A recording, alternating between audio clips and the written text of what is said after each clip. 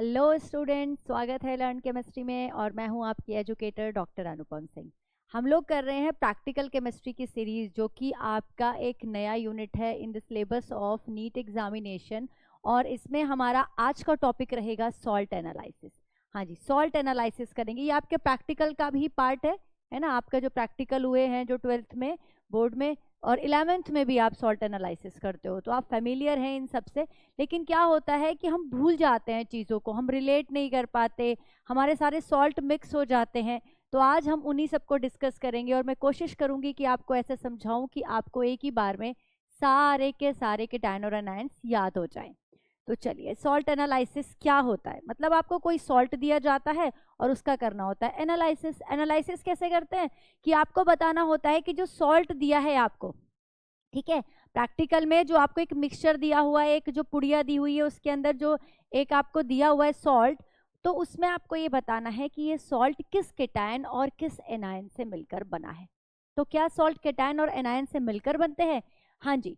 जब acid base के साथ रिएक्ट करता है, क्लास 10th में न्यूट्रलाइजेशन रिएक्शन पढ़ी थी कि एसिड और बेस आपस में रिएक्ट करके सॉल्ट और वाटर बनाते हैं। ठीक है, सॉल्ट और वाटर बनाते हैं। मैंने आपके लिए एक एग्जांपल लिखा है। This is a acid H2SO4 और एक मैंने बेस लिया है। कोई भी आप सॉल्ट और एसिड और बेस की रिएक्शन कराएंगे तो सॉल्ट और वाटर बनेगा। होता क्या है यहाँ पे, एसिड आपको पता है H आयन देता है और एक कौन सा आयन देगा, सल्फेट आयन देगा। ठीक है, एसिड H आयन देगा और सल्फेट आयन देगा, इसमें टूट जाएगा। स्ट्रॉन्ग एसिड है, इलेक्ट्रोलाइट है, टूट जाएगा पानी में डालने पर। NaOH क्या करेगा, Na आयन देगा और OH नेगेटिव आयन देगा। जब भी आप एसिड बेस की रिएक्शन कराते हो तो वो आपको वाटर तो बनाना ही बनाना है। क्यों? क्योंकि एसिड क्या करता है, एक्वा सॉल्यूशन में H आयन देता है। बेस क्या करता है, एक्वा सॉल्यूशन में OH आयन देता है। और ये H और OH आयन मिलकर क्या बनाते हैं बेटा, वाटर बना देते हैं। तो H आयन ने और OH आयन ने मिलकर तो वाटर बना दिया, और जो बचा हुआ है केटायन और एनायन, उसने मिलकर क्या बना दिया, सॉल्ट बना दिया। इसका मतलब सॉल्ट के अंदर एक केटायन होता है और एक एनायन होता है। जो एनायन वाला पार्ट है, यहाँ आपको दिख रहा है, एनायन वाला पार्ट कहाँ से आ रहा है, एनायन वाला पार्ट आ रहा है एसिड से।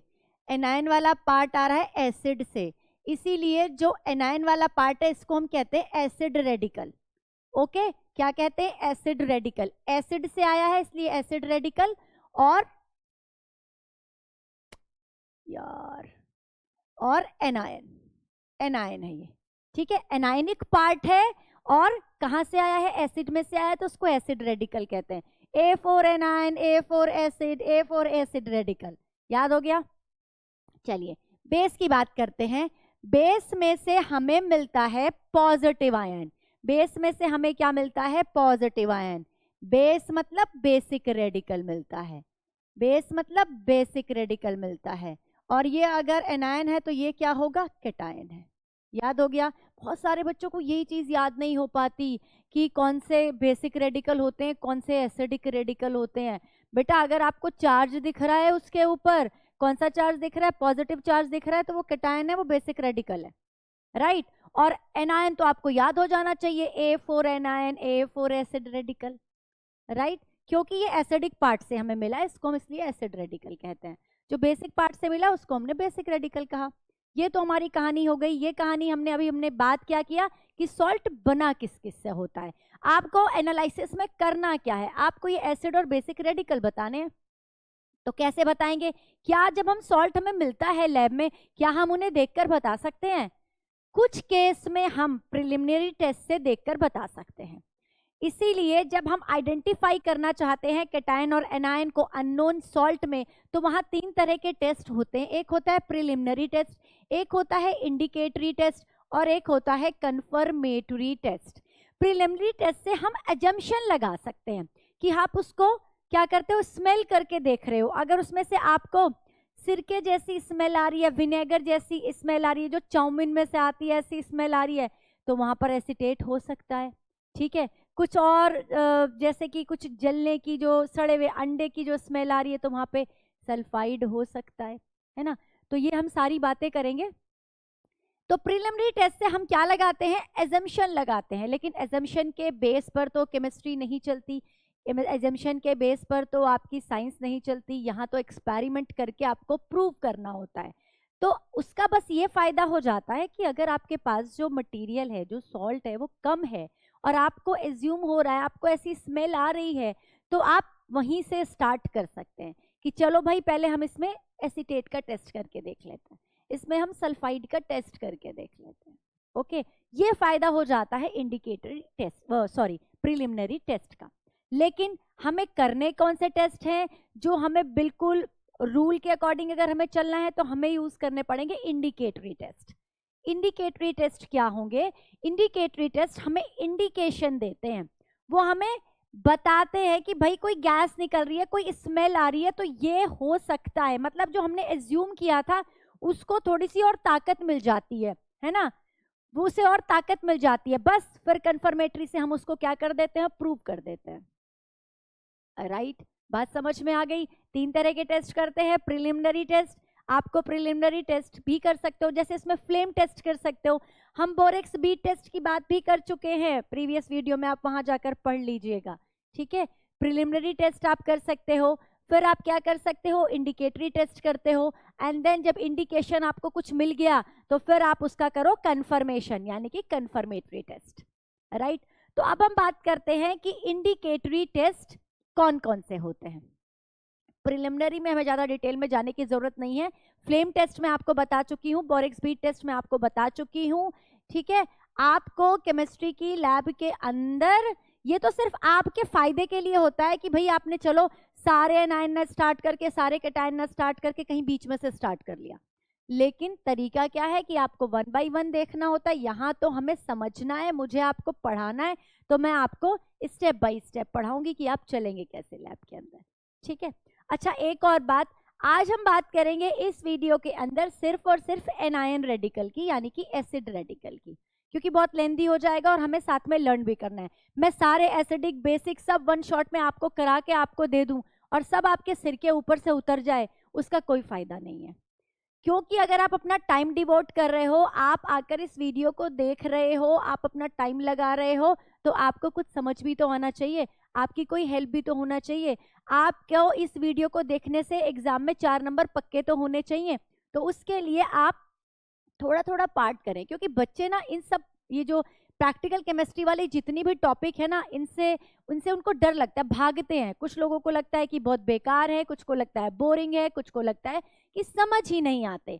तो इसीलिए जो चीजें आपको बहुत लेंदी लग रही हैं या समझ नहीं आ रही हैं, मिक्स हो जा रही हैं, तो उन चीजों को आप स्टेप बाय स्टेप करें, थोड़ा थोड़ा करें, रोज थोड़ा थोड़ा करें, एकदम से 1 शॉट के पीछे ना भागें। ठीक है, जब आप इसे एक बार समझ ले तो उसके बाद फिर आप 1 शॉट कर लें। राइट, यही स्ट्रेटेजी होती है, यही प्लानिंग होती है सही तरीके से किसी भी काम को करने की। तो चलिए अब हम बात करेंगे एनायन यानी कि एसिड रेडिकल के इंडिकेटरी टेस्ट की। तो इंडिकेटरी टेस्ट हमें क्या बताता है? हमें इंडिकेशन देता है किसके बारे में, कि भाई ये वाला जो आप एनायन है, ये वाला एनायन हो सकता है। लेकिन देखते हैं हमारे कौन कौन से एनायन सिलेबस में है और वो क्या क्या इंडिकेटरी टेस्ट देते हैं। देखिए, जो एनायंस है हमारे, जो एसिड रेडिकल्स हैं हमारे, उनको 3 ग्रुप में हम डिवाइड कर सकते हैं। ये हमने किस बेस पर डिवाइड किया अभी बात करूंगी। 3 ग्रुप में डिवाइड किया है, group 1, group 2 and group 3। Right, ये हमने डिवाइड किया है on the basis of their group reagent, on the basis of their reactivity with their group reagent. Right, group 1 वाले जितने भी एनायन हैं वो डाइल्यूट HCl, मैंने लिखा है नीचे, शायद आपको दिखाई भी दे रहा हो। एक्चुअली बेटा क्या हुआ कि जब मैंने लिखा ही बहुत छोटा छोटा लिख दिया, मुझे लग रहा है कि आपको ढंग से विजिबल नहीं हो रहा होगा, तो आप क्या करेंगे, पेन पेपर भी साथ में लेकर बैठेंगे और अपने नोट्स बनाएंगे। ठीक है, नेक्स्ट टाइम से मैं ध्यान रखूंगी, थोड़ा सा बड़ा लिखने की कोशिश करूंगी। मैंने कुछ ज्यादा ही छोटा लिख दिया, मुझे ऐसा फिर बाद में ये चीज रियलाइज हुई। चलिए, तो क्या हुआ, ग्रुप 1 जो है आपका, ग्रुप 1 के लिए जो ग्रुप रिएजेंट है बेटा वो है डाइल्यूट HCl या डाइल्यूट H2SO4। आपको डाइल्यूट एसिड के साथ ग्रुप 1 में जितने भी आयन होते हैं वो डाइल्यूट एसिड के साथ एक इंडिकेटरी गैस निकालते हैं, एक कैरेक्टरिस्टिक गैस निकालते हैं, एक वोलेटाइल प्रोडक्ट बनाते हैं। समझ आई ये बात? जब आप ग्रुप 1 के जो मैंने ये एनायन लिखे हैं इनका डाइल्यूट एसिड के साथ रिएक्शन कराते हो तो आपको एक वोलेटाइल गैस मिलती है, आपको एक कैरेक्टरिस्टिक गैस मिलती है, राइट, जिससे ये कंफर्म नहीं, जिससे हमें ये इंडिकेशन मिलता है कि ये पर्टिकुलर एनायन हो सकता है, राइट। अब ग्रुप 2 में हमने किसको रखा है? ग्रुप 2 में हमने उन एनायन को रखा है जो डाइल्यूट एसिड के साथ तो कोई कैरेक्टरिस्टिक गैस नहीं देते, लेकिन हाँ अगर कॉन्सेंट्रेटेड एसिड उनमें डाल दिया जाए तो वो एक कैरेक्टरिस्टिक गैस या वोलेटाइल कंपाउंड बनाते हैं, राइट। ग्रुप 3 में हमने उन एनायंस को रखा है जो डाइल्यूट या कॉन्सेंट्रेटेड एसिड डालने पर कोई कैरेक्टरिस्टिक गैस नहीं बना रहे हैं, कोई रिएक्शन शो नहीं कर रहे हैं, तो ऐसे एनायन को हमने ग्रुप 3 में रखा है। Is it clear? यहां तक कहानी समझ में आ गई? आपको क्या समझ में आया कि भाई 3 एनायन को 3 कैटेगरी में डिवाइड किया, group 1, group 2 and group 3। Group 1 का जो रिएजेंट है वो है डाइल्यूट एसिड, डाइल्यूट एसिड के साथ ग्रुप 1 वाले कैरेक्टरिस्टिक कलर देते हैं, ग्रुप 2 वाले कॉन्सेंट्रेटेड एसिड के साथ कैरेक्टरिस्टिक गैसेस देते हैं, वोलेटाइल कंपाउंड बनाते हैं। वोलेटाइल समझते हो ना, पेट्रोल को खुला छोड़ दो उड़ जाएगा, नेल पेंट को खुला छोड़ दो उड़ जाएगा, नेल पेंट रिमूवर को, है ना, वोलेटाइल जिसकी वेपर्स बन जाती हैं, ठीक है, तो कैरेक्टरिस्टिक गैसेस देते हैं। और जो डाइल्यूट और कॉन्सेंट्रेटेड दोनों के साथ कैरेक्टरिस्टिक गैसेस नहीं दे रहे उनको हमने ग्रुप 3 में रखा है। ओके, अब देखते हैं ग्रुप 1 में हमारे सिलेबस में कौन कौन से। देखिए ग्रुप 1 में आपको याद करना है, एक होता है कार्बोनेट। कार्बोनेट तो सबको पता है ना, सबसे पहला होता है लैब में जाते ही और कुछ भी नहीं करते तो कार्बोनेट का टेस्ट करना शुरू कर देते हैं। एसीटेट का टेस्ट हमारे फेवरेट होते हैं, मेरा फेवरेट था कार्बोनेट, एसीटेट और अमोनियम। सबसे स्टार्टिंग में यही होता था, यहीं से ही स्टार्ट करके चलना होता था, तो ये तो करना ही करना होता था, है ना। कई बार ऐसा होता था कि सारे कंप्लीट नहीं हो पा रहे, पीरियड ओवर हो गया, लेकिन फिर नेक्स्ट दिन जब स्टार्ट किया फिर वहीं से स्टार्ट करना होता था। तो ये तो आपका फेवरेट वाला होता है, आपको याद होता है कार्बोनेट, क्योंकि कार्बोनेट को 10th में भी बहुत जम के पढ़ा है हमने, है ना, उसकी सारी रिएक्शन पढ़ी है हमने 10th में। कार्बोनेट के हमने सारे सॉल्ट भी पढ़े हैं, ठीक है, जैसे वॉशिंग सोडा वगैरह पढ़ा था, ठीक है। तो कार्बोनेट हमारा ग्रुप 1 का क्या है, एक एनायन है। साथ में होता है sulphite, sulphite SO3-2, it is not sulphate, it is sulphite SO3-2, sulphate तो ये बैठा है यहाँ पे, है ना, SO3-2 सल्फाइट। दूसरा है सल्फाइड, बिल्कुल इसके जैसा ही, इसकी भाई बहन है सल्फाइड, सल्फर के ऊपर S के ऊपर -2 सल्फाइड। और नाइट्राइट, ये 4 आपको याद करने हैं इन ग्रुप 1। तो ग्रुप 1 में आप मेरे साथ याद करेंगे, कार्बोनेट होता है, सल्फाइट होता है, और एक सल्फाइट जैसा ही दूसरा सल्फाइड होता है, और एक नाइट्राइट होता है। कार्बन, नाइट्रोजन और सल्फर के एलिमेंट प्रेजेंट होते हैं इन 3, जो 4 हमारे एनायन हैं उनमें कार्बन, नाइट्रोजन और सल्फर प्रेजेंट होते हैं, ठीक है, CNS। ओके, कार्बोनेट हो गया, सल्फाइट हो गया, सल्फाइड हो गया और नाइट्राइट हो गया। क्लियर हो गया? अब हम ग्रुप 2 की बात करते हैं। देखो बेटा, ग्रुप 2 में तीनों हेलोजन, ग्रुप 2 में क्या है, halogens, chloride, bromide, iodide, halogens, chloride, bromide, iodide, याद हो गया, क्लोराइड, ब्रोमाइड, आयोडाइड। आप इधर नाइट्राइट इधर आ गया था भाई। देखो आपने ना दो, जब नाइट्रोजन के मैं इसकी बात करूं, आपने नाइट्राइट पढ़ा होता है और नाइट्रेट पढ़ा होता है, ठीक है, नाइट्राइट पढ़ा होता है और नाइट्रेट पढ़ा होता है। अगर मैं नाइट्राइट का ऑक्सीडेशन स्टेट निकालूं तो क्या आएगा, +3 आएगा, गॉट इट, +3 आ रहा है ना, समझ आ रहा है। NO3 का निकालो तो क्या आएगा, +5 आएगा। तो आप ऐसे याद कर सकते हैं कि जिसका कम ऑक्सीडेशन स्टेट है, जो NO2 नेगेटिव है, जिसमें कम ऑक्सीजन है, देखो एक ऑक्सीजन कम भी है, जिसमें कम ऑक्सीजन है वो कहाँ जाएगा, वो कहाँ जाएगा, ग्रुप 1 में, ठीक है। फिर एक ऑक्सीजन बड़ी, जो बड़े वाला है, जिसका ऑक्सीडेशन नंबर ज्यादा, जिसमें ऑक्सीजन ज्यादा, यानी कि NO3 नेगेटिव, नाइट्रेट, नाइट्रेट कहाँ जाएगा, ग्रुप 2 में जाएगा। क्लियर हो गया? तो नाइट्राइट ग्रुप 1 में है, नाइट्रेट ग्रुप 2 में है। यहां तक समझ आ गया?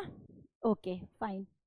नेक्स्ट, उसके बाद है आपका ऑक्सिलेट, ऑक्सिलेट, और एक है एसीटेट, राइट। पहले वाले में आपने कार्बोनेट पढ़ा है, एक कार्बन था उसके अंदर कार्बोनेट पढ़ा है। अब सेकंड ग्रुप में दो ऐसे एनायन आएंगे जिसमें दो दो कार्बन है, जैसे ऑक्सलेट 2 कार्बन है, C2O4-2। ऑक्सैलिक एसिड को जो जानते ही हो ना, this is oxalic acid, titration करा था ना, है ना, ये इसका एनायन, ये H पॉजिटिव दे दे तो ये एनायन बन जाएगा, ठीक है। ये ऑक्सलेट, ऑक्सलेट में 2 कार्बन दिखाई दे रही है ना, तो ऑक्सलेट C2O4-2 ग्रुप 2 में होता है, राइट। ग्रुप 2 में एक और कार्बन वाला होता है एसीटेट, एसीटेट CH3COO नेगेटिव, दिखाई दे रहे ना 2 कार्बन, 2 कार्बन, राइट, याद हो गया। अब ग्रुप 3 सल्फेट एंड फॉस्फेट, ये सिलेबस में नहीं है, सिलेबस में नहीं है, ठीक है। नहीं याद करने का मन है मत याद करो, ये मैंने जस्ट आपके रेफरेंस के लिए लिखा था, नहीं मन है छोड़ दो, ओके। तो अब ग्रुप 1 वाले याद हो गए, मेरे साथ आप फिर से रिवाइज करेंगे। कार्बोनेट हो गया एक हो गया सल्फाइट, सल्फेट नहीं सल्फाइट, ठीक है। फिर है सल्फाइड, सल्फाइड ड लास्ट में आ रहा है, S-2 ही लिखा है मैंने, ठीक है। सल्फाइड, एक होता है नाइट्राइट, नाइट्राइट और नाइट्रेट 2 होते हैं, जो छोटे वाला है नाइट्राइट। तो ये 4 जो एनायन है वो ग्रुप 1 में है। ग्रुप 2 में कौन है, हेलोजेंस, क्लोराइड, ब्रोमाइड, आयोडाइड, तीनों हेलोजेंस है, ठीक है। नाइट्राइट ग्रुप 1 में गया था तो उसका बड़ा भाई ग्रुप 2 में है नाइट्रेट, राइट। कार्बोनेट ग्रुप 1 में गया था 1 कार्बन वाला, तो 2 कार्बन वाला ऑक्सलेट और एसीटेट ग्रुप 2 में है। आई थिंक आपको याद हो गए होंगे, ठीक है। तो ये हमने याद कर लिए एनायंस, ग्रुप 1 ग्रुप 2 के एनायंस याद कर लिए, एसिड रेडिकल्स याद कर लिए और ग्रुप रिएजेंट याद कर लिया। अब हम इनके क्या देखेंगे, इंडिकेटरी टेस्ट देखते हैं कि क्या क्या इंडिकेटरी टेस्ट ये देते हैं। ग्रुप 1 और 2 की बात अगर मैं करूं तो ग्रुप 1 में मैंने पहले कार्बोनेट से ही स्टार्ट करते हैं, हम लोग कार्बोनेट से स्टार्ट करते हैं। चलिए, कार्बोनेट में हमने डाला डाइल्यूट एसिड, क्या डाला, डाइल्यूट एसिड कार्बोनेट के अंदर डाला। तो क्या होता है, एसिड को डालते ही बेटा जैसे ही आपने टेस्ट ट्यूब के अंदर यहां पर लिया हुआ है ये अपना सॉल्ट, सॉल्ट लिया, थोड़ा सा लेना, बिल्कुल जरा सा पिंच ऑफ सॉल्ट लेना है, क्योंकि सारा अभी नहीं खत्म करना, हमने इतने सारे टेस्ट अभी करके देखने हैं, है ना। थोड़ा सा सॉल्ट लिया और इसके अंदर हमने क्या डाला, ड्रॉप बाय ड्रॉप डाला हमने डाइल्यूट HCl।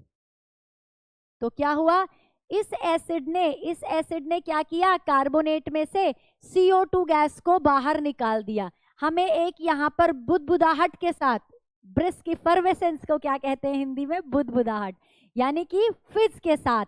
जैसे ही आपने कोल्ड ड्रिंक का ढक्कन खोला और ग्लास में कोल्ड ड्रिंक डालते हो तो एकदम से आते हैं ना, फिज आ जाते हैं, झाग आ जाते हैं, है ना, बुदबुदाहट होती है, जो वो CO2 गैस निकल रही होती है वहां पे, बिल्कुल ऐसी फीलिंग यहाँ पे होगी। अब कोल्ड ड्रिंक तो पीते ही है रोज, पता ही है कैसी होती है ब्रिस्क इफर्वेसेंस, तो ब्रिस्क इफर्वेसेंस तो दिमाग में छप गई होगी आपके।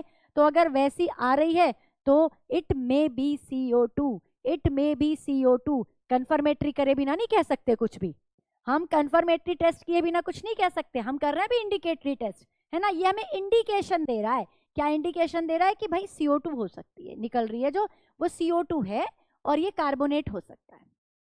चेक करेंगे CO2 है कि नहीं, वो हम करेंगे कंफर्मेटरी में। अगला फिर हमारे पास क्या है, सल्फाइट है, सल्फाइट है, थोड़ा छोटा होगा तो बेटा जूम करके देख लेना, है ना, नेक्स्ट टाइम मैं ध्यान रखूंगी। और वैसे मैं आपको सारा कुछ आप चाहे तो नोट कर सकते हैं अपनी नोटबुक में, नोट्स की फॉर्म में बना लें, एक टेबल की फॉर्म में बना लें। एक तरफ क्या लिख लें, एनायंस लिख लें सारे के सारे, इधर आपके एसिड हो गया, एसिड में मैंने H पॉजिटिव ही लिखा, आप चाहे HCl या H2SO4 लिख सकते हैं।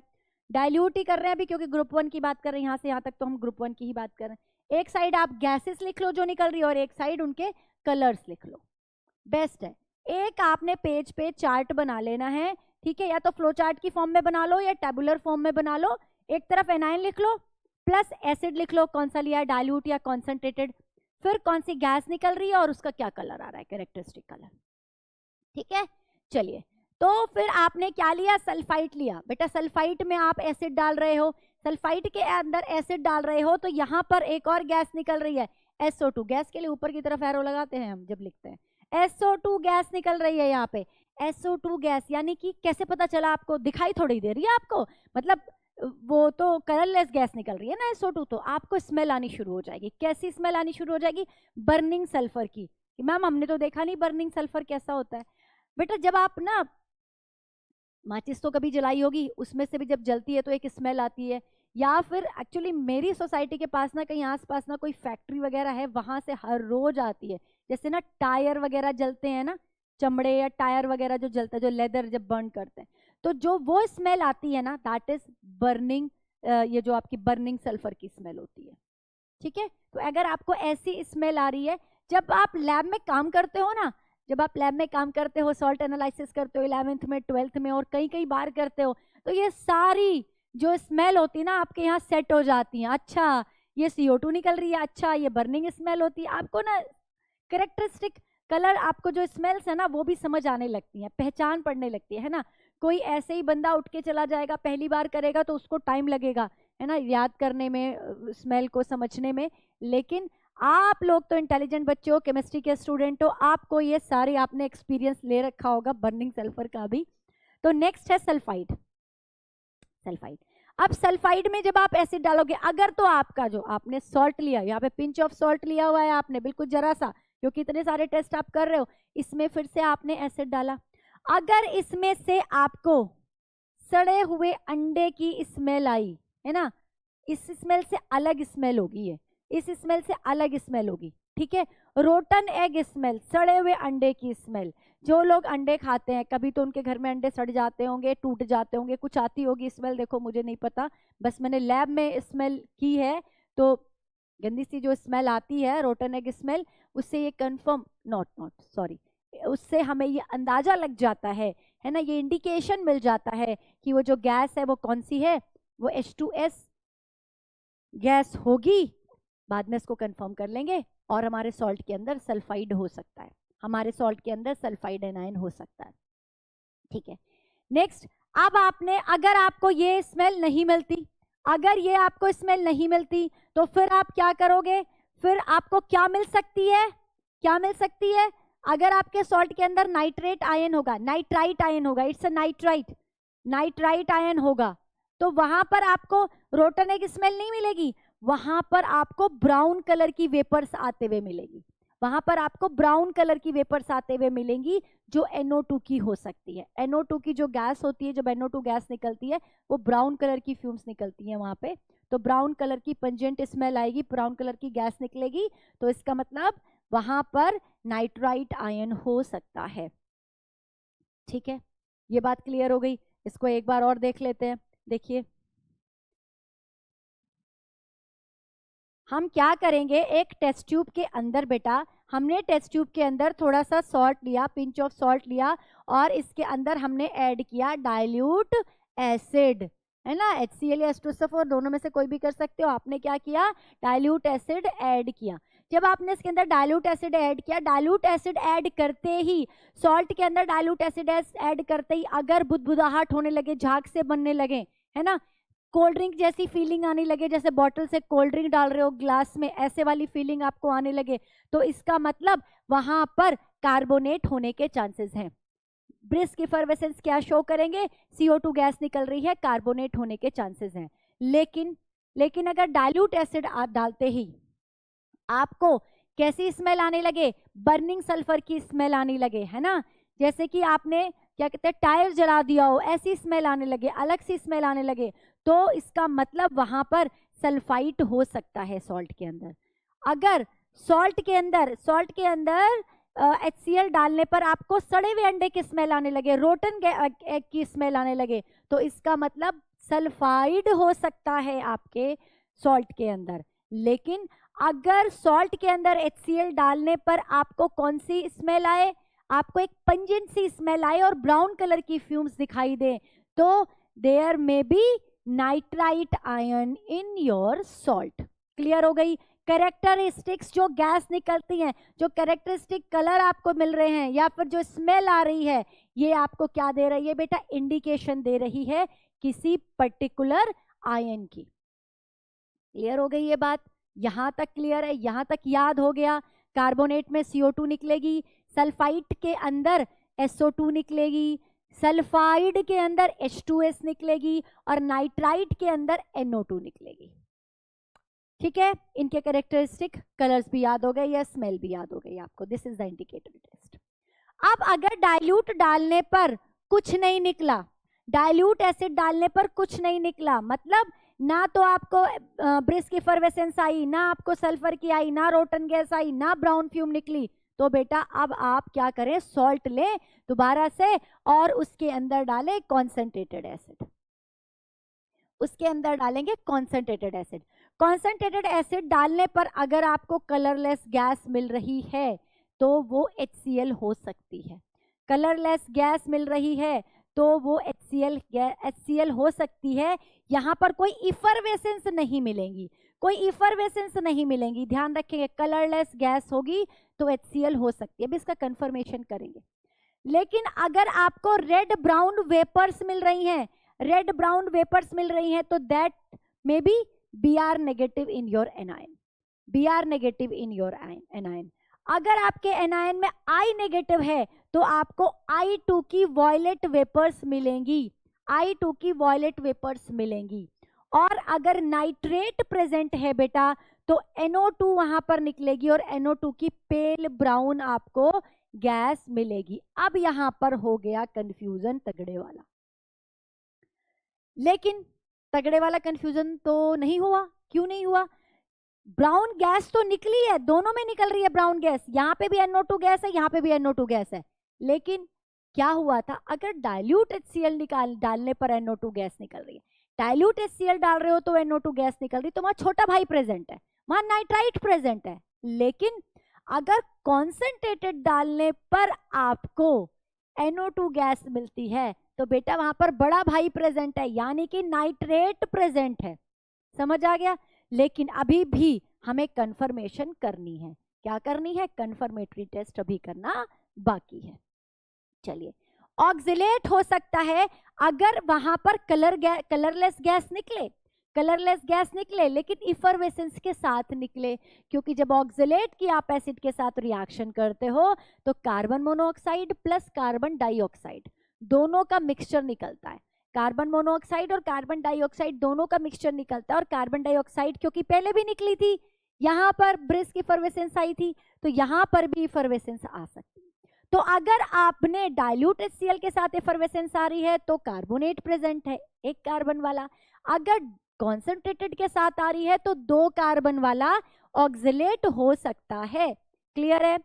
लेकिन हमें इनमें से कुछ नहीं मिल रहा, और जैसे हमने कॉन्सेंट्रेटेड HCl डाला हमें विनेगर की स्मेल आ रही है, सिरके वाली स्मेल आ रही है, जैसे लग रहा है कहीं चाउमीन बन रहा है ना, ऐसी स्मेल आ रही है। तो इसका मतलब वहां पर एसीटेट आयन हो सकता है। तो हमने ये सारे इंडिकेटरी टेस्ट यहाँ पर डिस्कस कर लिए। आई होप आपको एनायन याद हो गए, उनके ग्रुप रिएजेंट याद हो गए, और आपको ये भी याद हो गया कि ये डाइल्यूट और कॉन्सेंट्रेटेड HCl या एसिड के साथ रिएक्ट करके कौन कौन सी कैरेक्टरिस्टिक कंपाउंड बनाते हैं, कैरेक्टरिस्टिक गैसेस देते हैं, क्या स्मेल आती है, क्या कलर आता है। ओके, जल्दी से लीजिए इसका स्क्रीनशॉट, और उसके बाद हम बात करेंगे हर एक की अलग अलग कंफर्मेटरी टेस्ट की। लीजिए बेटा।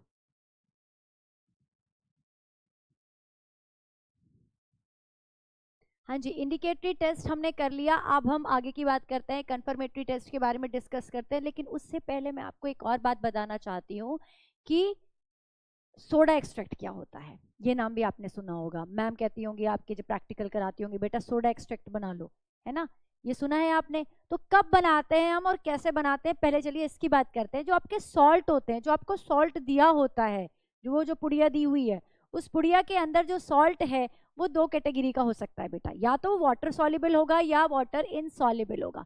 अगर तो वो वाटर सॉल्युबल सॉल्ट है तो आप क्या करेंगे, कंफर्मेटरी टेस्ट करने के लिए, इंडिकेटरी तो हमने कर लिया था, डाइल्यूट HCl, डाइल्यूट और कॉन्सेंट्रेटेड HCl डालकर, है ना। अगर आप कंफर्मेटरी टेस्ट करना चाहते हैं तो आप उसका क्या करते हैं, सॉल्यूशन बनाते हैं। ओरिजिनल सॉल्यूशन आपको चाहिए, OS चाहिए, तो आप क्या करते हो, सॉल्ट लेते हो, उसके अंदर क्या डालते हो, पानी डालते हो और थोड़ा सा हिलाते हो। अगर वो घुल जाता है इसका मतलब वो वाटर सॉल्युबल सॉल्ट है, और जो आपके पास आ गया that is water extract. Water extract, जो ये वाटर एक्सट्रैक्ट आया, इससे फिर आप आगे कंफर्मेटरी टेस्ट करोगे। लेकिन अगर आपका जो सॉल्ट है, जब आपने डाला टेस्ट ट्यूब के अंदर, जब आपने टेस्ट ट्यूब के अंदर डाला और इसके अंदर आपने क्या डाला बेटा, वाटर डाला, और ये घुला ही नहीं पानी के अंदर, तब आपकी प्रॉब्लम स्टार्ट हो गई कि अब क्या करेंगे, अब ओरिजिनल सॉल्यूशन तो बना ही नहीं, सॉल्यूशन तो बना ही नहीं हमारा एक्वस सॉल्यूशन, अब कैसे टेस्ट करेंगे। तब आपको वहां बनाना होगा soda extract, sodium carbonate extract.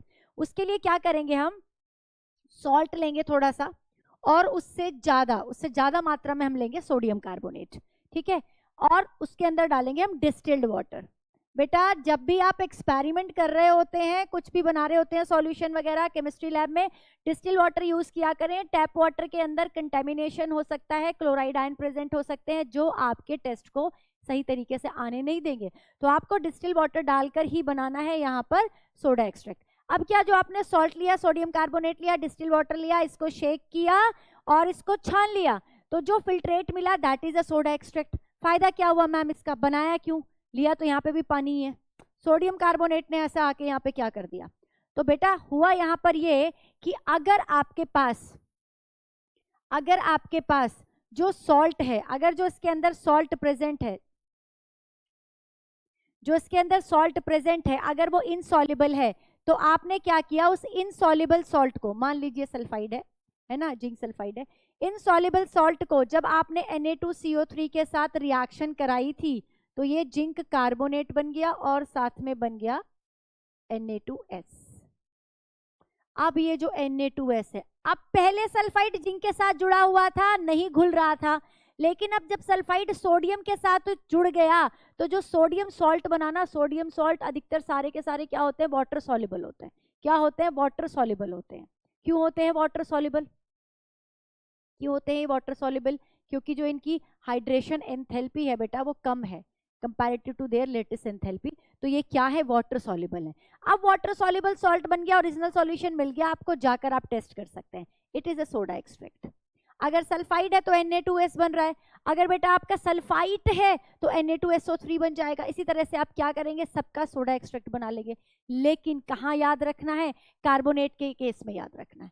Carbonate के केस में सोडा एक्सट्रैक्ट नहीं बनाना है, सोडियम कार्बोनेट एक्सट्रैक्ट नहीं बनाना है। क्यों, क्योंकि बेटा ऑलरेडी कार्बोनेट है, कार्बोनेट का टेस्ट तो वो देगा ही। अगर आप सोडा एक्सट्रैक्ट बनाओगे कार्बोनेट का टेस्ट तो वो देगा ही, और अगर उसने कार्बोनेट का टेस्ट दे दिया तो आप सोचोगे उसमें कार्बोनेट है, जरूरी नहीं, हो सकता है वो जो उसके अंदर कार्बोनेट प्रेजेंट है वो उसकी वजह से दे रहा हो।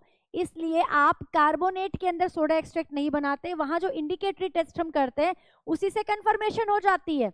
हाँ जी, उसी से ही कंफर्मेशन हो जाती है। देखिए कैसे, मैंने आपको जब इंडिकेटरी कराया था, कंप्लीट इंडिकेटरी नहीं कराया था। क्यों नहीं कराया था, क्योंकि मुझे पता था कार्बोनेट में आगे जब हम डिस्कस करेंगे तो वही उसका कंफर्मेटरी है, तो जब मैं कंफर्मेटरी कराऊंगी तब बता दूंगी। देखिए कार्बोनेट के अंदर आपने HCl डाली थी और HCl डालते ही एक बुदबुदाहट के साथ गैस निकली थी, एफरवेसेंस के साथ गैस निकली थी, आपने कहा था CO2, आपने एज्यूम किया था कि दैट मे बी CO2। लेकिन अब आप उसको कंफर्म कैसे करेंगे, कंफर्म करेंगे कि आप उसको लाइम वाटर के अंदर पास कर देंगे, लाइम वाटर के अंदर पास कर देंगे। ठीक है, आपने टेस्ट ट्यूब ली, सॉल्ट लिया, उसके अंदर जैसे ही एसिड डाला गैस निकली। गैस जब यहाँ से निकलती है ना, तभी बेटा अपना ना यहाँ थंब रख लेते हैं, अपने ना ऐसे थंब से इसको बंद कर लेते हैं। ठीक है, इसको ऐसे बंद कर लेते हैं, इसके ऊपर एक टेस्ट ट्यूब उल्टी कर देते हैं, इन्वर्टेड टेस्ट ट्यूब इसके ऊपर रख देते हैं, ये गैस इसके अंदर ट्रांसफर हो जाती है। फिर ऊपर आराम से हटाते हैं, थंब लगाते हैं और इसके अंदर डाल देते हैं कैल्शियम हाइड्रोक्साइड, इसके अंदर डाल देते हैं हम लाइम वाटर। जब हम लाइम वाटर इसके अंदर डालते हैं तो लाइम वाटर क्या है, CO2 के साथ रिएक्ट करके, लाइम वाटर क्या है, कैल्शियम हाइड्रोक्साइड है। कैल्शियम हाइड्रोक्साइड क्या है बेटा, बेस है। क्या है, बेस है। CO2 क्या है, एसिडिक ऑक्साइड है। CO2 क्या है, एसिडिक ऑक्साइड है। It is acidic oxide, acidic oxide. Class 10th की रिएक्शन, क्लास 10th की रिएक्शन है, चैप्टर 1 चैप्टर 2 दोनों में पढ़ी है ना। तो क्लास 1 10th की रिएक्शन है ये। एसिडिक ऑक्साइड सॉल्ट के साथ, बेसिक सॉल्ट के साथ रिएक्ट करके सॉल्ट और वाटर बना देगा, सॉल्ट और वाटर बना देगा, कैल्शियम कार्बोनेट सॉल्ट बनेगा। कौन सा सॉल्ट बनेगा, कैल्शियम कार्बोनेट सॉल्ट बनेगा। और ये जो कैल्शियम कार्बोनेट सॉल्ट है बेटा, ये व्हाइट कलर का होता है, ये व्हाइट कलर का होता है। तो टेस्ट ट्यूब के अंदर आपको मिल्की अपीयरेंस दिखाई देता है ना, मिल्की अपीयरेंस दिखाई देता है, तो उसका कंफर्म हो जाता है कि यहाँ पर जो आपने गैस पास की है वो CO2 है। CO2 अगर है तो इसका मतलब आपके पास जो सॉल्ट था वो कार्बोनेट था, तभी तो उसमें से CO2 निकली ना। तभी उसमें CO2 निकली। तो आपने क्या किया, ये कंफर्म किया। अब इसे और कंफर्म करने के लिए एक और काम करते हैं, अब हम एक्सिस में CO2 पास कराते हैं। एक्सिस में CO2 पास कराते हैं कैल्शियम कार्बोनेट के अंदर, तो ये जो कैल्शियम कार्बोनेट की जो मिल्कीनेस थी, है ना, वो क्या हो जाएगी, डिसॉल्व हो जाएगी, एक सॉल्युबल कंपाउंड बन जाएगा कैल्शियम बाइकार्बोनेट, कैल्शियम बाइकार्बोनेट बन जाएगा। This is the confirmatory test, this is the confirmatory test for the carbonate ion. ये आपका इंडिकेटरी एंड कंफर्मेटरी दोनों टेस्ट यही हैं, राइट? समझ आ गई बात? अब सल्फाइड आयन की बात करते हैं। सल्फाइड छोटे वाला जो है, सल्फाइड की बात कर रहे हैं। तो सल्फाइड में आपने क्या किया, इसका बनाया सोडा एक्सट्रैक्ट। जब आप इसका सोडा एक्सट्रैक्ट बनाओगे तो जो इसका सल्फाइड आयन, जो एन आयन है, भाई जब सोडा एक्सट्रैक्ट बनाया तो उसमें सोडियम कैटायन है, उसके अंदर सोडियम कैटायन है, तो ये कैटायन, सोडियम वाला कैटायन इस सल्फाइड के साथ जुड़ गया, तो अब इसने इसको सॉल्युबल में बदल दिया। और ये जो हमारा सॉल्युबल जो सोडा एक्सट्रैक्ट है वो क्या करेगा, उसके अंदर हम क्या करेंगे, बेरियम क्लोराइड डालेंगे। बेरियम क्लोराइड टेस्ट बोलते हैं इसको, बेरियम क्लोराइड टेस्ट करके देखते हैं। भाई सल्फाइड में आपने क्या किया था, सल्फाइड में जब आपने डाइल्यूट HCl डाला था तो SO2 गैस निकली थी ना। इंडिकेटरी में क्या हुआ था, SO2 गैस निकली थी, ये याद रखेंगे। इंडिकेटरी याद करेंगे सबके, ये तो मैंने लिख ही दिया वैसे, इंडिकेटरी याद करेंगे। CO2 निकली थी, यहाँ SO2 निकली थी, है ना, हमने बात की थी ना, SO2 निकलती है जिसमें से ऐसे क्या कहते हैं, बर्निंग सल्फर वाली स्मेल आती है। तो उसके बाद क्या किया हमने, सोडा एक्सट्रैक्ट बनाया और उसमें हमने BaCl2 डाला, तो हमें BaSO3 का व्हाइट प्रेसिपिटेट मिलता है। क्या मिलता है, बेरियम सल्फाइड का व्हाइट प्रेसिपिटेट मिलता है। आगे की रिएक्शन ज्यादा याद रखने की आपको जरूरत नहीं है, आगे की रिएक्शन याद करने की जरूरत नहीं है। 2 बार NaCl लिख दिया मैंने यहाँ पे, सॉरी। इसमें हम फिर क्या करेंगे, व्हाइट प्रेसिपिटेट में फिर हम HCl डालेंगे, तो ये व्हाइट प्रेसिपिटेट क्या हो जाएगा, डिसॉल्व हो जाएगा, सॉल्युबल हो जाएगा, कंफर्म हो जाएगा। बेरियम क्लोराइड टेस्ट शो कर रहा है, ये जो आपको सॉल्ट दिया हुआ है बेरियम क्लोराइड टेस्ट को कंफर्म कर रहा है कि यहाँ पर सल्फाइड आयन है। लेकिन उससे पहले एक और टेस्ट हमने बड़ा मजेदार टेस्ट किया था, वो टेस्ट मैंने वहां पर आपको नहीं बताया था, वो इंडिकेटरी में किया जाता है। कैसे करते हैं, क्योंकि मुझे यहाँ रिएक्शन बतानी थी इसलिए नहीं बताया था। देखिए, जब यहाँ पर SO2 गैस निकली थी, जैसे ही SO2 गैस निकली, आप एक पेपर लेके आए इसके पास, और इस पेपर को आपने गीला किया हुआ है। किससे गीला किया हुआ है, इससे किया हुआ है आपने इसको गीला, एसिडिफाइड K2Cr2O7 से। किससे गीला किया हुआ है आपने, एसिडिफाइड K2Cr2O7 से। जो K2Cr2O7 होता है वो ऑरेंज कलर का होता है, ये जो पेपर है वो ऑरेंज कलर का पेपर हो गया, क्योंकि जैसे आपने पेपर को गीला किया तो वो ऑरेंज कलर का हो गया। अब इस पेपर को आप क्या करेंगे, इस पेपर को, मान लो यही टेस्ट ट्यूब है, इसके अंदर से SO2 गैस निकल रही है, यहाँ पर आपने पेपर लेकर आए इसके पास, जो कि कैसा है, ऑरेंज कलर का है।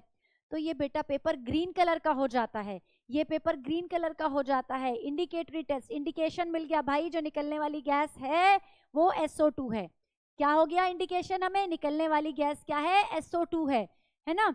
और फिर बेरियम क्लोराइड से हमने कंफर्मेशन कर लिया, बेरियम क्लोराइड से हमने कंफर्मेशन कर लिया। SO2 गैस ने जब ग्रीन किया था कलर को, वो भी कंफर्मेटरी टेस्ट था। उस टेस्ट को पोटेशियम डाइक्रोमेट टेस्ट कहते हैं। होता क्या है यहाँ पर, होता क्या है, रिएक्शन को पूरा याद करने की जरूरत नहीं है, डी ब्लॉक एलिमेंट में ये रिएक्शन पड़ी है, डी ब्लॉक में ये रिएक्शन पढ़ते हो। आपने वहां पढ़ा है कि जो K2Cr2O7 होता है स्ट्रॉन्ग ऑक्सीडाइजिंग एजेंट होता है। क्या है, ये ऑक्सीडाइजिंग एजेंट है। तो ये ऑक्सीडाइजिंग एजेंट क्या करेगा, किसी दूसरे को ऑक्सीडाइज करेगा, खुद रिड्यूस हो जाएगा। तो ये सल्फाइड आयन को, ये जो सल्फाइड आयन है, मैं यहाँ पे दोबारा से लिख लेती हूँ आपके लिए, Cr2O7-2 सल्फाइड आयन के साथ रिएक्ट करेगा और उसको सल्फेट आयन में कन्वर्ट कर देगा और खुद रिड्यूस हो जाएगा क्रोमियम+3 में। क्लियर है, खुद रिड्यूस हो जाएगा क्रोमियम+3 में। और आप जानते हैं Cr2O7-2 ऑरेंज कलर का होता है और क्रोमियम+3 ग्रीन कलर का होता है, due to the formation of this chromium, due to the formation of this chromium+3, due to the reduction of Cr2O7-2, ये जो आपका पेपर था वो कैसा हो गया था बेटा, ग्रीन कलर का हो गया था, जिससे कंफर्म हो गया निकलने वाली गैस SO2 गैस है, और जो आपके पास सॉल्ट है उसके अंदर एनायन कौन सा है, सल्फाइड एनायन है। ओके, क्लियर हो गए ये दोनों एनायन। अब हम तीसरे एनायन की बात कर लें। तीसरे की करते हैं बात, sulphide sulphide anion, sulphide anion S-2। अच्छा, सल्फाइड आयन में क्या हुआ था इंडिकेटरी में, रिकॉल करो इंडिकेटरी में क्या हुआ था, HCl डाला था, H2S गैस निकली थी, रोटन एग वाली स्मेल वाली, रोटन एग के स्मेल वाली क्या निकली थी बेटा, यहाँ पर H2S गैस निकल रही थी। राइट, समझ आ गई ये बात, ठीक है। अब हमने क्या किया, इस सल्फाइड आयन का हमने सोडा एक्सट्रैक्ट बना दिया, जो सॉल्ट दे रखा था उसका सोडा एक्सट्रैक्ट बना दिया। कैसे बनाया, सोडा एक्सट्रैक्ट बनाना आता है, थोड़ा सा सॉल्ट लिया, सोडियम कार्बोनेट लिया, डिस्टिल वाटर लिया, शेक किया, फिल्टर किया, filtrate is our soda extract. अब इस सोडा एक्सट्रैक्ट के अंदर आप दो टेस्ट करेंगे। अब ये दोनों टेस्ट बड़े मजेदार हैं, क्योंकि दोनों टेस्ट प्रीवियस वीडियो में आप रिवाइज कर चुके हैं। कौन से टेस्ट नहीं है, जब हमने ऑर्गेनिक कंपाउंड में सल्फर का एस्टिमेशन किया था, ऑर्गेनिक कंपाउंड के अंदर सल्फर का एस्टिमेशन किया था, वहां भी ये टेस्ट किए थे, वहां भी हमने ये वाले टेस्ट किए थे, ठीक है। कौन सा टेस्ट, पहला था सोडियम नाइट्रोप्रोसाइड वाला टेस्ट, पहला था सोडियम नाइट्रोप्रोसाइड वाला टेस्ट। जब आप सोडा एक्सट्रैक्ट के अंदर सोडियम नाइट्रोप्रोसाइड डालते हो तो ये वॉयलेट कलर में चेंज हो जाता है, वहां भी यही हुआ था। तो सल्फर का एस्टिमेशन हो जाता है, सल्फर का कंफर्मेशन हो जाता है, सल्फर का क्वालिटेटिव एनालिसिस हो जाता है। Got it. दूसरा टेस्ट कि अगर आप इस सोडा एक्सट्रैक्ट में लेड एसीटेट डाल दो, लेड एसीटेट डाल दो तो आपको ब्लैक कलर का प्रेसिपिटेट मिलता है बेटा, वहां पे PBS का ब्लैक कलर का प्रेसिपिटेट लेड सल्फाइड बन जाता है। तो आपका कंफर्म हो जाता है, कंफर्म हो जाता है कि जो दिया हुआ आपके पास सॉल्ट है उसके अंदर जो एनायन है वो सल्फाइड है, उसके अंदर जो एनायन है वो क्या है, वो सल्फाइड है। क्लियर हो गया, यहां तक समझ में आ गया। जल्दी से स्क्रीनशॉट लो और बचे हुए एनायन करते हैं। हाँ जी, नेक्स्ट है हमारा नाइट्राइट आयन। नाइट्राइट आयन में बेटे हम क्या करते हैं, हमने पहले इसका इंडिकेटरी टेस्ट तो कर लिया था, अब हम क्या करेंगे, इसका हम लेंगे सोडियम एक्सट्रैक्ट और सोडा एक्सट्रैक्ट, और इसके अंदर हमने क्या डाला, H2SO4 डाला। H2SO4 डालने के बाद हम इसमें डालेंगे KI सॉल्यूशन। KI सॉल्यूशन क्या होता है, H2SO4 की प्रेजेंस में ऑक्सीडाइज होकर I2 बना देता है, और इस I2 में अब आप आगे जब इसी सॉल्यूशन के अंदर, ये जो पूरा हमारा टेस्ट ट्यूब के अंदर सॉल्यूशन है, इसके अंदर स्टार्च डालते हो तो एक डीप ब्लू कलर का कॉम्प्लेक्स बनता है, जो कंफर्म करता है कि आपका क्या है, नाइट्राइट आयन प्रेजेंट है आपके सॉल्ट के अंदर। ठीक है, समझ आ गया, ये पहला टेस्ट हो गया। दूसरा हम क्या कर सकते हैं, हम KMnO4 का भी टेस्ट कर सकते हैं, पर मैग्नेट टेस्ट भी कर सकते हैं। इसमें हम क्या करेंगे, KMnO4 एसिडिक KMnO4 डालेंगे, किसके अंदर, अपना जो सॉल्ट है उसके अंदर डालेंगे, जो हमारा सॉल्ट का सॉल्यूशन उसके अंदर। तो क्या होगा, ये जो KMnO4 होता है एसिडिक एनवायरनमेंट में ऑक्सीडाइजिंग एजेंट का काम करता है। किसका काम करता है बेटा, ऑक्सीडाइजिंग एजेंट का काम करता है। ये NO2 नेगेटिव को तो ऑक्सीडाइज करके NO3 नेगेटिव में कन्वर्ट कर देगा और अपने आप क्या हो जाएगा, रिड्यूस हो जाएगा। जब ये अपने आप रिड्यूस हो जाएगा तो किस में कन्वर्ट होगा, Mn+2 में। देखो अगर मैं बात करूं तो यहाँ पर Mn+7 स्टेट में है and now it convert into Mn+2, तो क्या हो रहा है, रिडक्शन हो रहा है इसका, और नाइट्राइट का नाइट्रेट में है ना ऑक्सीडेशन हो रहा है। तो जो Mn+7 होता है, जो MnO4 नेगेटिव होता है, ये हमारा पिंक या वॉयलेट कलर का, ये वॉयलेट कलर का हमारा आयन होता है, और जो Mn+2 होता है वो कलरलेस होता है। तो क्या होगा, KMnO4 का कलर डीकलराइज हो जाएगा due to presence of this nitrite. Right, clear हो गया यहाँ तक। अब क्लोराइड आयन की बात करते हैं। क्लोराइड आयन के जो इंडिकेटरी टेस्ट में आपने क्या किया था, आपने इसमें डाला था कॉन्सेंट्रेटेड H2SO4। अब तक इससे पहले के जो 4 हमारे आयन थे वो डाइल्यूट HCl के साथ या डाइल्यूट H2SO4 के साथ रिएक्शन कर रहे थे। कौन कौन से थे, रिवाइज कर लेते हैं। कार्बोनेट था, सल्फाइट था, सल्फाइड था और नाइट्राइट था। ठीक है, अब हम क्लोराइड की बात कर रहे हैं, ग्रुप 2 की बात कर रहे हैं, जिसमें हमने डाला था कॉन्सेंट्रेटेड एसिड। कॉन्सेंट्रेटेड एसिड डालने पर यहाँ पर एक कलरलेस गैस बाहर आ रही थी। हमने अगर वो Cl नेगेटिव होगा, अगर हमारा एनायन Cl नेगेटिव होगा तो वो गैस क्या होनी चाहिए, HCl, लेकिन कलरलेस है। कंफर्म कैसे करेंगे, हम यहाँ पर क्या करते हैं, इस HCl गैस जब ये निकल रही होती है, जब ये निकल रही होती है तो हम NH4OH अमोनियम हाइड्रोक्साइड की बोतल में ग्लास रॉड को डालते हैं। है ना, वो ग्लास रॉड के ऊपर NH4OH लग जाता है और फिर इस टेस्ट ट्यूब के ऊपर लेके आते हैं। तो यहाँ से जो HCl गैस निकल रही होती है वो इस NH4OH के साथ रिएक्ट करती है और NH4Cl के वाइट फ्यूम्स देती है। NH4Cl का वाइट फ्यूम आते हैं बेटा, सफेद धुआं आता है। तो ये क्या होता है, हमें ये पता चल जाता है कि यहाँ पर निकलने वाली गैस HCl है। लेकिन अब और कंफर्म करना है तो हम करेंगे सिल्वर नाइट्रेट टेस्ट। कौन सा टेस्ट करेंगे, silver nitrate test. Silver nitrate test में क्या करते हैं, ये हमने जब लास्ट जो हमारा लेक्चर था उसमें हमने वो किए थे, एलिमेंट डिटेक्शन किया था। वहां पर भी जब हमने क्लोराइड का, ब्रोमाइड का, आयोडाइड का डिटेक्शन किया था तो वहां पर सिल्वर नाइट्रेट टेस्ट किया था। तो आपको याद होना चाहिए, जब आप इस आयन के सॉल्यूशन के अंदर AgNO3 डालते हो तो आपको व्हाइट प्रेसिपिटेट मिलता है। ये व्हाइट प्रेसिपिटेट किसका है बेटा, व्हाइट प्रेसिपिटेट AgCl का व्हाइट प्रेसिपिटेट मिलता है। अब इस AgCl के व्हाइट प्रेसिपिटेट में अगर NH4OH डालते हो तो ये प्रेसिपिटेट क्या हो जाता है, डिसॉल्व हो जाता है, क्योंकि NH4OH के साथ एक सॉल्युबल कॉम्प्लेक्स बना देता है AgNH3 का होल ट्वाइस Cl। बहुत बार पूछता है आपसे, है ना, कि AgCl में NH4OH डालने पर क्या बनता है, क्या होता है। तो सॉल्युबल कॉम्प्लेक्स, इसका फॉर्मूला क्या होता है, फॉर्मूला याद होना चाहिए, AgNH3 का होल ट्वाइस Cl। इसका IUPAC नेम याद होना चाहिए आपको, ठीक है, वो तो लिखना आपको आता है ना, लिख लेंगे, होशियार बच्चे हैं। उसके बाद अगला हम टेस्ट करेंगे डाइक्रोमेट टेस्ट। एक और टेस्ट कर लेते हैं, वैसे तो कंफर्म हो गया हमारा यहीं पे, लेकिन हम एक और टेस्ट कर रहे हैं। क्या ये भी टेस्ट आप बहुत आसानी से कर लोगे। क्या किया आपने, सॉल्यूशन लिया है ना, उसके अंदर आपने क्या डाला, एसिडिफाइड K2Cr2O7 डाला, एसिडिफाइड K2Cr2O7 डाला। अब ये जो सॉरी डाइक्रोमेट टेस्ट नहीं है, ये तो बड़ा प्यारे वाला टेस्ट है, ये तो बहुत इंपॉर्टेंट वाला टेस्ट है जिसका नाम है क्रोमिल क्लोराइड टेस्ट। इसका नाम है क्रोमिल क्लोराइड टेस्ट। बेटा ये तो आपको याद रखना है, क्लोराइड के डिटेक्शन में यूज करते हैं, क्लोराइड के एनालिसिस में यूज करते हैं, कंफर्मेशन में यूज करते हैं क्रोमिल क्लोराइड टेस्ट। क्या करते हैं यहाँ पे, K2Cr2O7 डालते हैं एसिडिफाइड Cl नेगेटिव की प्रेजेंस में, सॉरी Cl नेगेटिव में हम जब डालते हैं ये तो रेड वेपर्स आती हैं, और ये जो वेपर्स आई हैं किसकी आई हैं, ये क्रोमिल क्लोराइड की होती हैं बेटा, ये क्रोमिल क्लोराइड की होती हैं रेड वेपर्स। अब इन वेपर्स को आप NaOH में ट्रांसफर करते हो, NaOH का एक्वस सॉल्यूशन है उसमें ट्रांसफर करते हो तो सोडियम क्रोमेट के येलो प्रेसिपिटेट हो जाते हैं, या सोडियम क्रोमेट के येलो प्रेसिपिटेट मिल जाते हैं। ठीक है, क्रोमिल क्लोराइड टेस्ट एक बहुत इंपॉर्टेंट टेस्ट है क्लोराइड के कंफर्मेशन का, राइट। अगला हमारा आयन है Br नेगेटिव। Br नेगेटिव में भी हम वही करेंगे, सिल्वर नाइट्रेट। देखो जो स्टार्टिंग का जो टेस्ट था, जो आपका स्टार्टिंग का टेस्ट था उसमें आपने क्या किया था, आपने इसमें कॉन्सेंट्रेटेड H2SO4 डाला था और आपको Br2 की वेपर्स मिली थी, है ना। अब कंफर्मेटरी में हम सिल्वर नाइट्रेट टेस्ट करेंगे, तो जब हम यहाँ पर AgNO3 डालेंगे सॉल्यूशन के अंदर, Br नेगेटिव के अंदर, जो हमारा सॉल्ट सॉल्यूशन है उसके अंदर, तो क्या होगा, पेल येलो प्रेसिपिटेट आएंगे बेटा, AgBr के पेल येलो प्रेसिपिटेट आएंगे।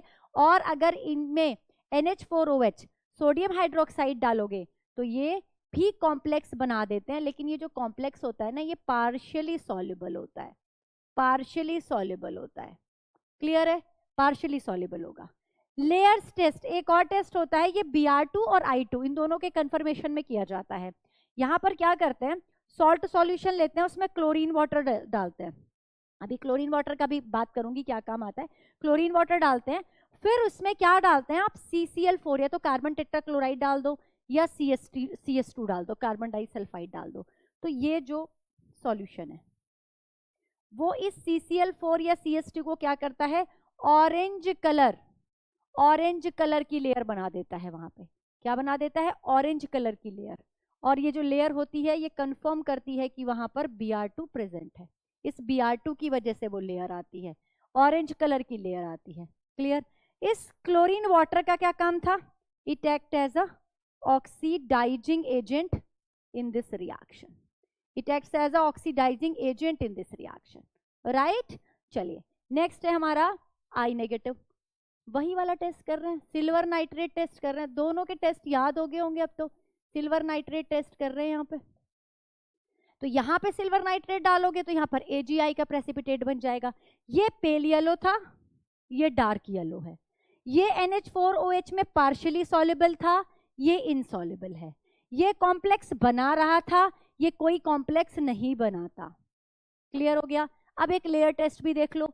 लेयर टेस्ट में वही किया आपने, ओरिजिनल सॉल्यूशन लिया, क्लोरीन वाटर डाला, CS2 या CCl4 इनमें से कोई भी डाल रहे हो तो ये उसकी लेयर को क्या कर रहा है, कन्वर्ट कर रहा है, मतलब उसमें कलर चेंज कर रहा है, वॉयलेट कलर कर दे रहा है। क्या कर रहा है? वॉयलेट कलर कर रहा है। वॉयलेट कलर यानी कि I2 कंफर्म हो गया, कंफर्म हो गया। कंपेयर करेंगे, Br2 के केस में लेयर टेस्ट में कौन सा कलर आता है? ऑरेंज कलर आता है। और I2 के केस में कौन सा कलर आता है बेटा? वॉयलेट कलर आता है। याद रखेंगे, वॉयलेट कलर आता है I2 के केस में, राइट? तो ये समझ में आ गए आपको, हेलोजन वाले सारे समझ में आ गए। हेलोजन में तीनों में सिल्वर नाइट्रेट टेस्ट किया है हमने। Cl के केस में एक स्पेशल किया है क्रोमिल क्लोराइड टेस्ट। Br2 और I2 के केस में हमने किए हैं 2 टेस्ट, इस कॉमन टेस्ट किए हैं दोनों में। कौन सा? Layers test. अब हम बात करेंगे नाइट्राइट आयन की। यस, नाइट्राइट आयन की। इसका जो हमने स्टार्टिंग का जो टेस्ट किया था हमने, उसमें हमने क्या किया था, जब इसके अंदर हमने कॉन्सेंट्रेटेड H2SO4 डाली थी तो हमें NO2 की ब्राउन फ्यूम्स आई थी, ब्राउन वेपर्स निकली थी, है ना। अब क्या करेंगे, कंफर्मेटरी टेस्ट करने के लिए इसका एक बहुत इंपॉर्टेंट टेस्ट है बेटा, ये P ब्लॉक के, जब आप P ब्लॉक पढ़ोगे वहां भी आपको पूछा जाता है, यहाँ भी पूछा जाता है। क्रोमिल क्लोराइड टेस्ट भी वहां भी पूछा जाता है, यहाँ भी पूछा जाता है। डाइक्रोमेट टेस्ट D ब्लॉक में भी है, यहाँ भी है। तो ये जो आपकी थ्योरी और प्रैक्टिकल है ना, साथ साथ चल रहा है ना। वहां पढ़ लोगे, यहाँ रिवाइज हो जाएगा, यहाँ पढ़ लोगे, वहां रिवाइज हो जाएगा। तो रिंग टेस्ट में क्या करते हैं, रिंग टेस्ट में आप टेस्ट ट्यूब के अंदर हमने यहाँ पे अपना सॉल्ट सॉल्यूशन ले लिया, है ना, सोडा एक्सट्रैक्ट ले लिया हमने। उसके अंदर हमने क्या डाला, उसके अंदर हमने डाला ताजा बना हुआ freshly prepared FeSO4। Actually FeSO4 क्या होता है, ऑक्सीडाइज हो जाता है रखे रखे, तो हम इसमें फ्रेशली प्रिपेयर्ड FeSO4 यूज करते हैं। फिर इसके अंदर आप डालोगे यहाँ पे H2SO4। तो H2SO4 और आपका ये जो नीचे वाला जो ये सॉल्यूशन है, ये दोनों का जहां मिलन होगा, जहां ये दोनों मिलेंगे, दोनों की ड्रॉप आपस में मिलेंगी, उस जगह पर बेटा एक रिंग बन जाएगी। आपको ऐसे एक रिंग दिखाई देगी, इस टेस्ट ट्यूब में ध्यान से देखोगे ना, ऐसे एक छल्ला सा दिखाई देगा, रिंग दिखाई देगी ब्राउन कलर की। इसे कहते हैं रिंग टेस्ट या ब्राउन रिंग टेस्ट भी कहते हैं, पूरा नाम जो इसका है ब्राउन रिंग टेस्ट। और ये ब्राउन रिंग आती किस चीज की है, ये ब्राउन रिंग आती है नाइट्रोसोफेरस सल्फेट की। ये फॉर्मूला, ये नाम आपको याद रखना है, किसकी आती है, नाइट्रोसोफेरस सल्फेट की। क्या हुआ यहाँ पर, क्या हुआ यहाँ पर, H2SO4 जैसे आपने डाला, उसने इस नाइट्रेट आयन को क्या कर दिया, नाइट्रिक ऑक्साइड में चेंज कर दिया, NO में चेंज कर दिया। ये NO में चेंज हो गया और इस NO ने इस FeSO4 के साथ एक कॉम्प्लेक्स बना दिया FeSO4.NO, जिसका नाम है नाइट्रोसोफेरस सल्फेट। ये है ब्राउन कलर की रिंग बनती है जो। क्लियर हो गया, नाइट्रेट समझ में आ गया। ओके, चलिए नेक्स्ट है हमारा एसीटेट आयन। एसीटेट आयन तो बहुत आसान है, एसीटेट आयन को तो हमें पहले ही पता चल गया था, जब हमने प्रिलिमिनरी टेस्ट किए तभी हमें पता चल गया कि उसमें हमने स्मेल करके देखा, तभी हमें पता चल गया कि क्या है भाई, इसमें विनेगर वाली स्मेल आ रही है। लेकिन हम कंफर्म करेंगे, हम यहाँ पर ऑक्सैलिक एसिड टेस्ट करेंगे। आप एक वॉच ग्लास लो, आप एक वॉच ग्लास ले रहे हो, उसमें आपने यहाँ पे अपना जो आपका ये सॉल्यूशन है ये लिया एसीटेट आयन का, है ना, मतलब जो आपको सॉल्ट दे रखा है उसका सॉल्यूशन लिया, साथ में आपने इसमें ऑक्सैलिक एसिड डाला और इसको थोड़ा सा रब किया। हाथ से रब नहीं करो, है ना, रब कर लो, वॉच ग्लास से कर लो, रब करोगे, फिर इसको आप स्मेल करोगे ना तो आपको विनेगर वाली स्मेल आएगी, विनेगर स्मेल आएगी। कैसी स्मेल, जैसे चाउमीन में से आती है ना, सिरके की जो स्मेल है वो आएगी। कंफर्म हो गया। एक और टेस्ट कर लेते हैं, ये बड़ा प्यारा टेस्ट है, ये बड़ा प्यारा टेस्ट है। ये टेस्ट कौन सा है, ये टेस्ट आपने 10th क्लास में पढ़ा है बेटा। कौन सा टेस्ट है भाई, कौन है ये, हम क्या कह रहे हैं, हम कह रहे हैं एसीटेट आयन प्रेजेंट है। एसीटेट आयन जब एक्वस सॉल्यूशन में होगा तो एसिड की फॉर्म में होगा, एसिटिक एसिड की फॉर्म में होगा। तो जब इस एसीटेट आयन की रिएक्शन में, एसीटेट आयन में आप क्या डाल दोगे, इथाइल अल्कोहल डाल दोगे, एसिडिक मीडियम में क्या डाल दोगे, इथाइल अल्कोहल डाल दोगे। अब एक तरफ एसीटेट है मतलब एसिड है, और एक तरफ अल्कोहल है, दोनों रिएक्ट करके क्या बनाते हैं, एस्टर बनाते हैं, एस्टरिफिकेशन हो जाएगा। फ्रूटी स्मेल, है ना, sweet smell, sweet smelling compound बनेगा। स्वीट स्मेलिंग कंपाउंड, आपको मीठी सी खुशबू आने लगेगी। कंफर्म हो जाएगा एस्टर का फॉर्मेशन। अरे हमने तो अल्कोहल डाला था, एस्टर कैसे बना? इसका मतलब जो हमारे पास सॉल्यूशन है उसके अंदर एसीटेट आयन प्रेजेंट है, उसके अंदर एसीटेट आयन प्रेजेंट है। राइट, समझ आ गई ये चीज? देखो, और अब आप कहोगे मैम कोई और आयन भी तो हो सकता है जो एसिड बनाता हो। हाँ, लेकिन जो एस्टर कहाँ बनता है? ऑर्गेनिक कंपाउंड में बनता है। और एसीटेट आयन किसका पार्ट है? एसिटिक एसिड का पार्ट है। ठीक है, तो यहाँ पर जो स्वीट स्मेलिंग कंपाउंड बनेगा वो क्या कंफर्म करेगा कि यहाँ पर एसीटेट आयन है हमारे सॉल्ट के अंदर। लास्ट देखते हैं, लास्ट कौन सा है? लास्ट हमारा बच्चा ऑक्सिलेट आयन। ऑक्सिलेट आयन में हम क्या करेंगे? इसका सोडा एक्सट्रैक्ट में हम कैल्शियम क्लोराइड डालेंगे। कैल्शियम क्लोराइड डालेंगे तो क्या बन जाएगा? कैल्शियम ऑक्सिलेट का व्हाइट प्रेसिपिटेट आ जाएगा। कैल्शियम ऑक्सिलेट का व्हाइट प्रेसिपिटेट आ जाएगा तो आपका ऑक्सिलेट कंफर्म है बेटा। यहाँ पे क्या कंफर्म हो गया? ऑक्सिलेट कंफर्म है। एक और टेस्ट कर लो, परमैग्नेट टेस्ट कर लो। परमैग्नेट टेस्ट में क्या होगा? जब आप ऑक्सिलेट आयन का वाला जो ये सॉल्यूशन है ये अपना डालोगे और एसिडिफाइड KMnO4 डालोगे यहाँ पे, तो क्या होता है आपको मैं पहले ही बता चुकी हूँ। MnO4 नेगेटिव क्या है? ऑक्सीडाइजिंग एजेंट है। इसको क्या करेगा? ऑक्सीडाइज करेगा। ऑक्सिलेट को किसमें ऑक्सीडाइज करेगा? पढ़ा है डी ब्लॉक में, इक्वेशन थी ये, आपने बैलेंस की थी बिल्कुल। इसको कन्वर्ट कर देता है CO2 गैस में, इसको कन्वर्ट कर देता है CO2 में। अपने आप क्या हो जाएगा? रिड्यूस हो जाएगा। वॉयलेट कलर डी कलरलेस में कन्वर्ट हो गया। डीकलराइजेशन हो गया KMnO4 का। डीकलराइजेशन किसने कर दिया? ऑक्सिलेट ने कर दिया। कंफर्म हो गया ऑक्सिलेट आयन का प्रेजेंस, कंफर्म हो गया। तो इस तरह बेटा हमने सारे एनायन अपने यहाँ पर डिस्कस किए। मैंने आपको बताया कि ग्रुप 1 है, ग्रुप 2 है, ग्रुप 3 है। ग्रुप 1 के आयन आपको याद हो गए, उसका रिएजेंट याद हो गया डाइल्यूट एसिड। ग्रुप 2 के आयन याद हो गए, उसका रिएजेंट याद हो गया कॉन्सेंट्रेटेड एसिड। और ग्रुप 3 आपके सिलेबस में है नहीं। हमने सबके इंपॉर्टेंट कंफर्मेटरी टेस्ट भी यहाँ पर डिस्कस कर लिए। आई होप आपके जो एनायन की प्रॉब्लम हो गई होगी ना, वो आपकी एकदम सॉल्व हो गई होगी। आपको सारे याद हो गए होंगे एनायन, है ना? अगर आपको ये वीडियो अच्छी लगी तो अपने दोस्तों के साथ भी बेटा इसको शेयर कीजिए और चैनल को सब्सक्राइब कीजिए। और आप इसके अलावा और क्या वीडियो देखना चाहते हैं, आप किस टॉपिक को डिस्कस करना चाहते हैं, किस टॉपिक का रिवीजन करना चाहते हैं, वो भी आप कमेंट बॉक्स में ज़रूर लिखिएगा। फिर मैं उसके अकॉर्डिंग ही प्लान करूंगी और नेक्स्ट वीडियो हम उसी के अकॉर्डिंग लेकर आएंगे। अभी हमारा प्रैक्टिकल केमिस्ट्री में एनायन हो गया है, कैटायन का पोर्शन बचा है, वो हम नेक्स्ट लेक्चर में डिस्कस करेंगे। तब तक पढ़ते रहिए ऐसे ही और बढ़ते रहिए।